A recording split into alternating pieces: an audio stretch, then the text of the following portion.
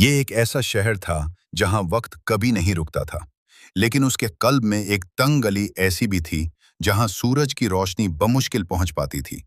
इसी गली के आखिर में अलिफ लैलहा नामी एक कदीम दुकान थी, जिसके बाहर कोई इश्तिहार नहीं था, बस एक पुराना लैंप लटक रहा था जो बगैर तेल के जलता मालूम होता था।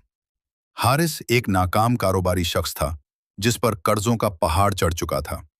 वो जिंदगी से तंग आकर उस गली में भटक रहा था कि उसकी नजर उस दुकान पर पड़ी। जैसे ही वो अंदर दाखिल हुआ, उसे संदल की लकड़ी और पुराने कागजों की खुशबू ने घेर लिया। दुकान के काउंटर के पीछे एक शख्स बैठा था, जिसके बाल बर्फ की तरह सफेद थे, लेकिन उसकी जल्द किसी जवान की तरह हमवार थी। खुशामदीद हारिस, उस शख्स ने बगैर सर उठाए कहा। मैं तुम्हारा ही इंतजार कर रहा था। हारिस चूक गया। आप मुझे जानते हैं? मैं उन सबको जानता हूं जिनके पास खोने के लिए कुछ नहीं बचता, बूढ़े ने मुस्कुराकर कहा। मेरा नाम जमाना है और मैं यहां वो चीजें बेचता हूं जो दुनिया के किसी बाजार में नहीं मिलती। दूसरा बाब, वक्त का सौदा। बूढ़े ने मेज पर 3 संदूकचे रखे। पहले में दौलत है, दूसरे में शोहरत और तीसरे में ताकत। तुम जो चाहो ले सकते हो, लेकिन कीमत बहुत मामूली है। हारिस ने डरते डरते पूछा, कीमत क्या है?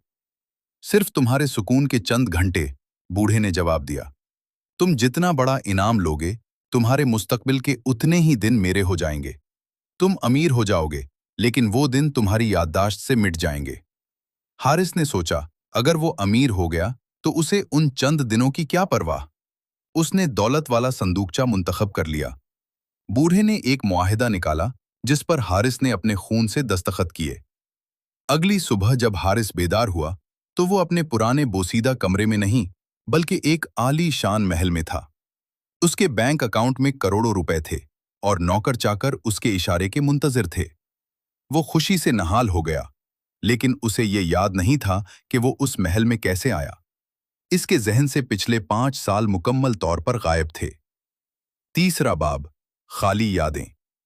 वक्त गुजरता गया, हारिस की दौलत बढ़ती गई, लेकिन उसके साथ साथ उसकी जिंदगी से वक्त गायब होने लगा।